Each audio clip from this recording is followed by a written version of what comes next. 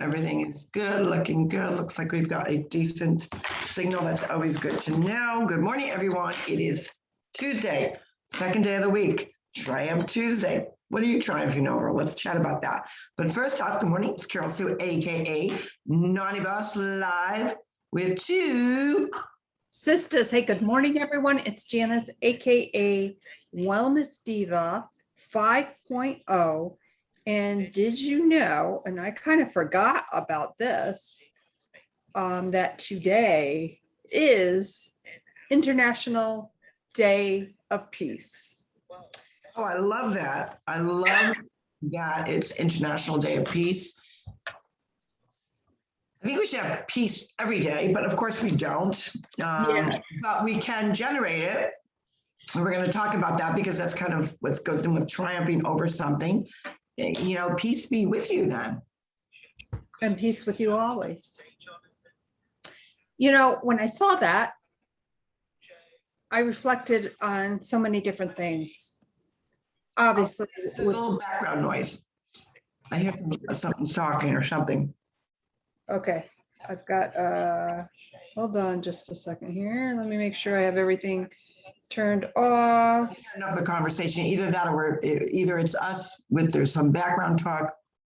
That sounds better now. It's clear. Yeah. Okay. So back to what I was saying. When I realized that it was International Peace Day, I almost felt sad in a way. I'm not gonna lie. I felt kind of sad. And one thing that popped into my head, and yes, there's always a lot of popping going on, is the infamous John Lennon song. I believe he sang it with Yoko Ono, if I'm not mistaken. I could be wrong. All we are saying is give peace a chance.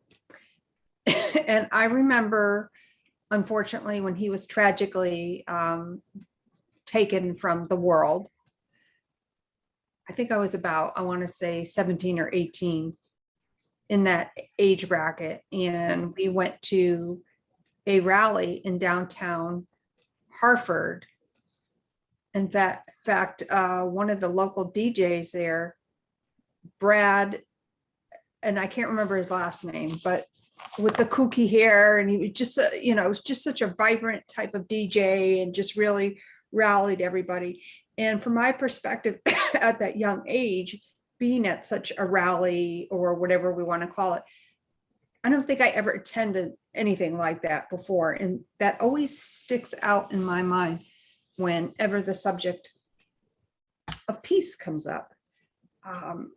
Because I thought of obviously everything going on in the world today. And from my perspective, how is it that we can have peace when there's such turmoil going on? And that made me feel a little sad. I'm not going to lie. So all we are saying is give peace a chance. Those are great words. That's a great motto to live by. But how do we triumph? How do we triumph with peace during tumultuous times? I don't think any of us has the right answer, but it starts within us. It starts within our own communities. What is your kind of take on International Peace Day? And well, you know, it's funny that you mentioned that because I do remember going there in Hartford, and I believe Louise Levesque, who is married now. Hello, Louise. I know she listens sometimes. I believe she came with us, or it might have been Lisa Caldarelli, my buddies.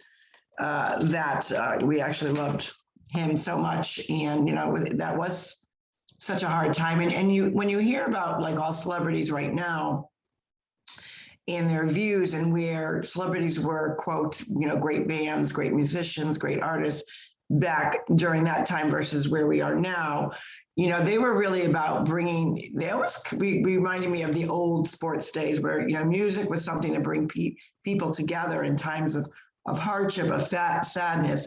You heal through music, you heal through writings, whether it's, you know, something that, you went through personally, or you're going through as a community, country, nation, world, so many different subjects where music really has an intricate part of the healing process, or bringing people together and gather in that song, in those words, in that moment, to reflect in a different way. It's a kind of a more artistry way of debating, I always say. It brings people together in such a good way. Happy times, sad times. And frequently you hear catchphrases to kind of help you get through something that you need to triumph over, feeling that sadness of, that how do we bring peace back into the world? So some people look at a glass half empty. Some people look at a glass half full. Some people think that you have to really embrace that feeling head on and just open your eyes even larger, because even in the sadness, even in the unpeaceful times, there are still blessings. You just have to look for them. And ironically, that you kind of brought that subject up, because, as usual, when we gather in the morning, before we start our day, we kind of straighten out our desks, shuffle papers here and there. And interesting enough, I found a poem that I actually just put in, a plastic insert for those that can't see. And it's actually a poem that my mother-in-law wrote. She wrote it a while ago. She sent copies to everybody, and I wanted to make sure that I preserved it. And it's very apropos of what you're chatting about. So it's called Frosting on a Cake. I'm going to just read it for you. It's not that long. By Dorothy Ream. Last night, the snow covered everything like frosting on a cake.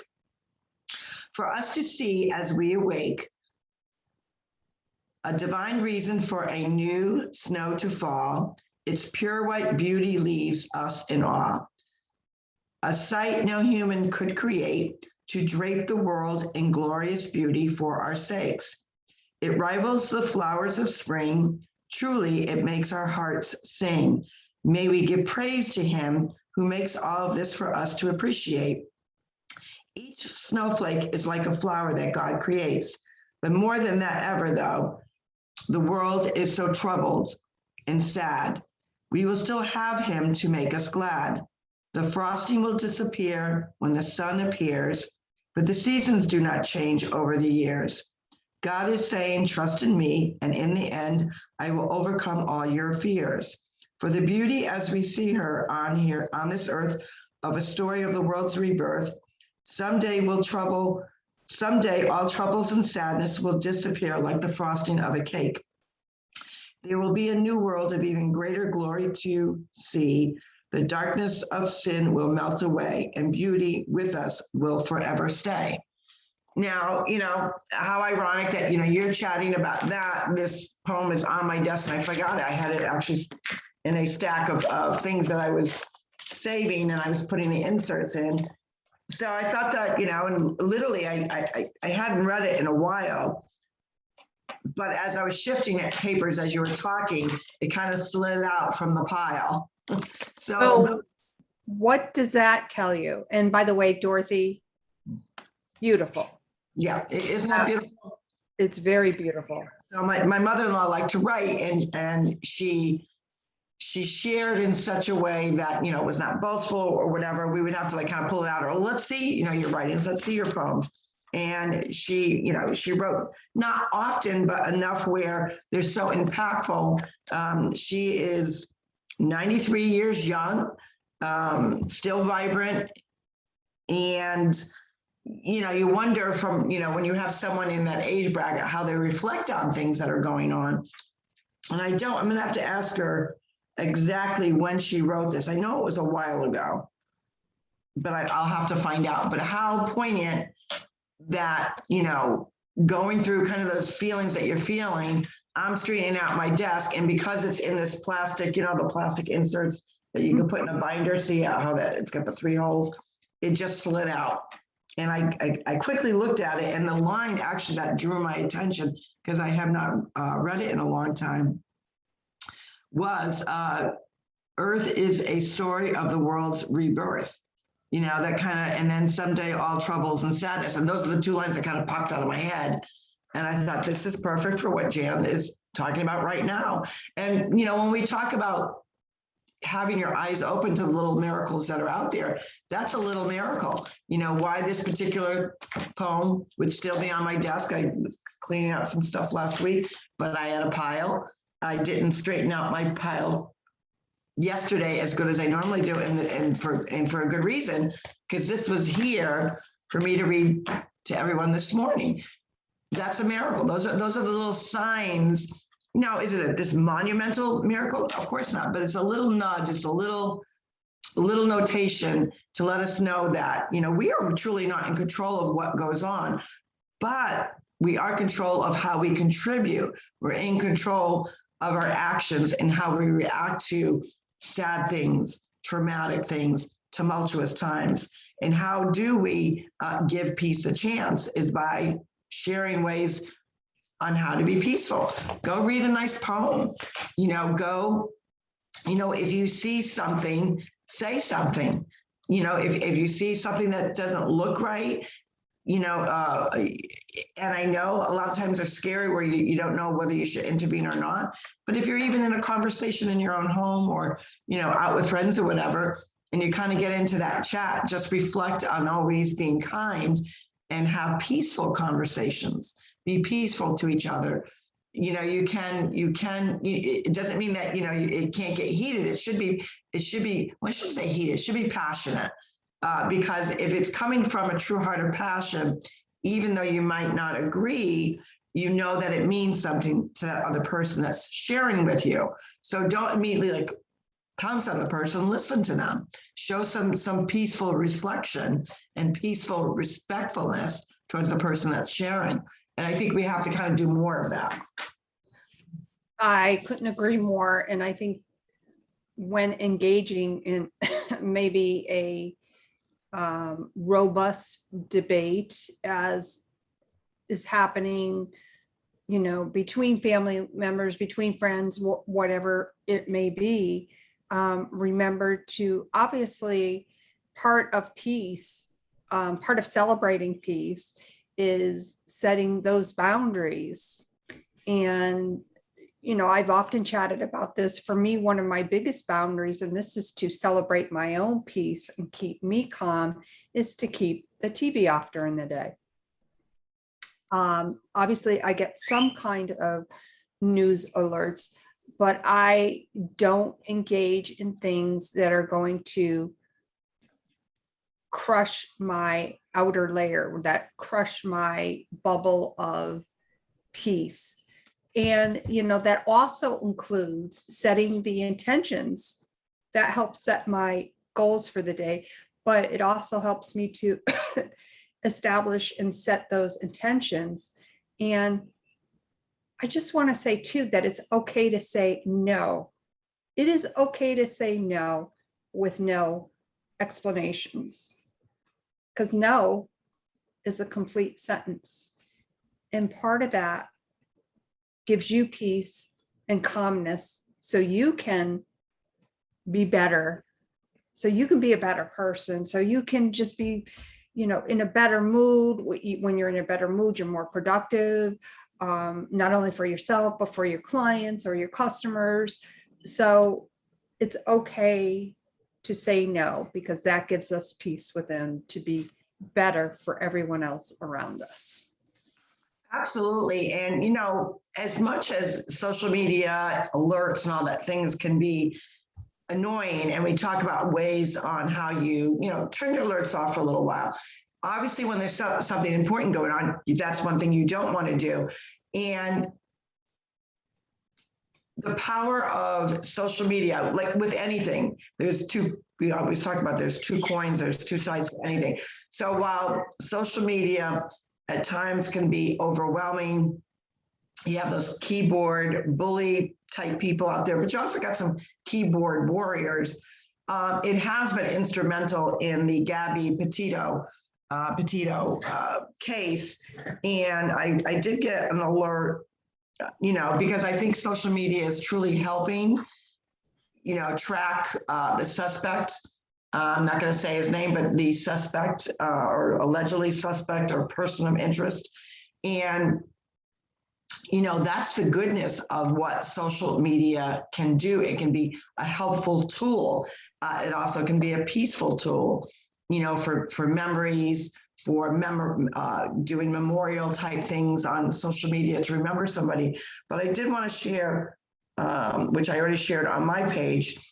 There was a person who is an avid hiker, and apparently he lives in the Baker, Florida area, which is the real far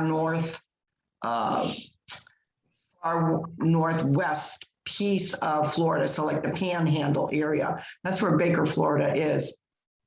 And he has a trail camera. This particular person has a trail camera. So yesterday morning, an image he had caught, which really looks like the suspect and or person of interest in the Gabby Petito case. And it's good to share that information because it's in the very corner, like I said, it's in that panhandle piece of Florida. And there's obviously, you've got Georgia, you've got Alabama, like there's all these surrounding states. They did say supposedly when he went back to Northport, Florida, that he did leave. That's pretty sketchy as to when he actually left. Supposedly he flew back or drove the van back on September 1st.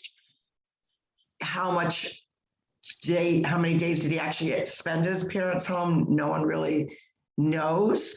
But they did say he, was an avid hiker, and supposedly he left with a backpack. This particular picture does show someone that really resembles him with just the backpack. So, and even if this lead is not him, the point is people that are feeling kind of like their hands are tied and they want to help, they're sharing information that could be possibly great leads for the FBI and those searching for him. So even to look at the bloggers, the YouTube bloggers that, initially spotted her van, that led the authorities to actually find her. Now, obviously the hope was that she would be alive. But when I think about all the families that have a missing loved one or died of a traumatic crime, was murdered, and they never get that complete closure of finding that child's body.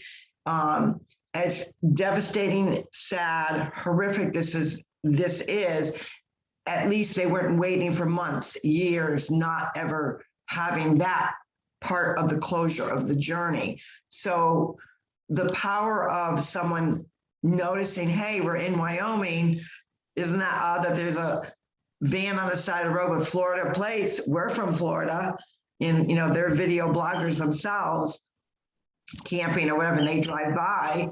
That was a huge break in the case to at least bring what they presume is her.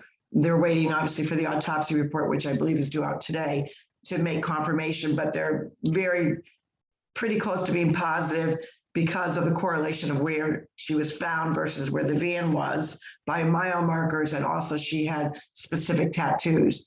So in that regard, they can bring her home, they can put her at rest, they can put her at peace from that perspective, and also give that part of their heart some peace to know that regardless of how long the other part takes for justice for her, they at least have her home, in a proper burial and that kind of thing.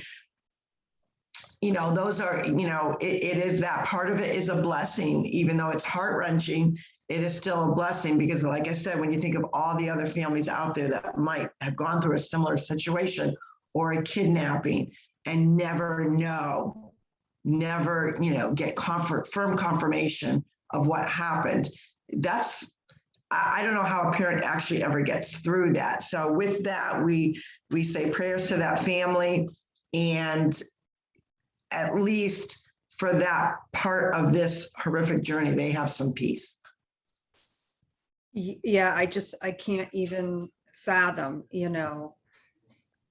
what they are even going through. Insurmountable grief. It just very heart-wrenching, but yes, we definitely hope that brings them some type of comfort and peace. So moving on along with Triumph Tuesday. What have you got going on today? What's happening? I will tell you that I am redoing my bio for Clubhouse, and I have some great instructions. So that's one little thing that I'm working on for myself. And Well, you're gonna have to pass those on to me because I'm starting to get a little bit more into that. I have to update quite a few things. And yeah, so you're gonna have to share your notes with me. I certainly will. So that's something that I'm doing for myself and my business, but also, working on some great projects for some clients, always very exciting, being very creative. And what is better than being creatively limitless? And I just love it. That's a tongue twister. Creatively Limitless. I really would screw that up. Say it 3 times fast, not happening. Oh, that's why I said it very slow. You're very smart on that, sister. Very, very smart. Triumph Tuesday is a time to reflect, even as far back as yesterday, the weekend, whatever it may be. And if something, it could have been as simple as something as you avoided a conflict. That's a triumph, especially in today's society. That is a conflict.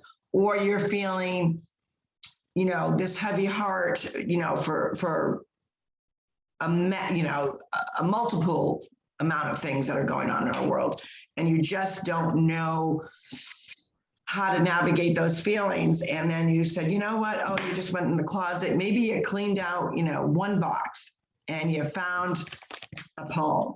Or maybe what I kind of like doing when I'm feeling that way, and which I have been doing, is going through old pictures. How many of you have a box of pictures or envelopes full of negatives? I'm not saying go through the negatives, because I actually have already done that. I've dumped out boxes and boxes because I thought, well, whoever's going to use these darn things again.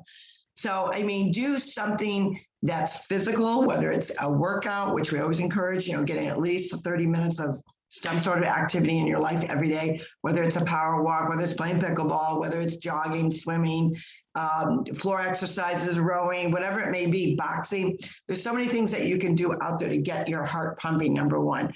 When you have movement that actually helps release a lot of endorphins, which the endorphins also combat kind of that icky feeling, that muck that we were talking about yesterday. So there are good things that you can triumph over. They don't have to be this monumental thing, guys. It could be something that's just so simple as you woke up and said to yourself, I'm going to say something positive to everyone I meet today.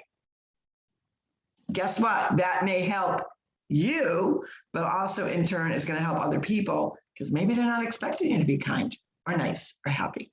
That is so true. So the power of positivity, the power to create limitless positivity, creates peace within and sparks a wildfire of kindness in the world. That's right. How about jumping along the other good song? Be part of the peace train. That's right. Ride the peace train, right on the peace train. And on that note, my name is Janice, aka Wellness Diva 5.0. Getting glare in my eyes. Me too. There was a poppy thing with two sisters, and this is Carol, so aka Naughty Boss Live. I am all ready. I'm hopping, and maybe I'll be the conductor of that peace train. Maybe you will be. Doesn't matter. Just pay it forward, and you will totally realize it will change the direction of your day. I promise you that. We will see you tomorrow. We have a guest speaker tomorrow at 9 a.m. on Wellness Wednesday. You guys enjoy Triumph Tuesday. We'll see you tomorrow. Take care. Bye, everyone.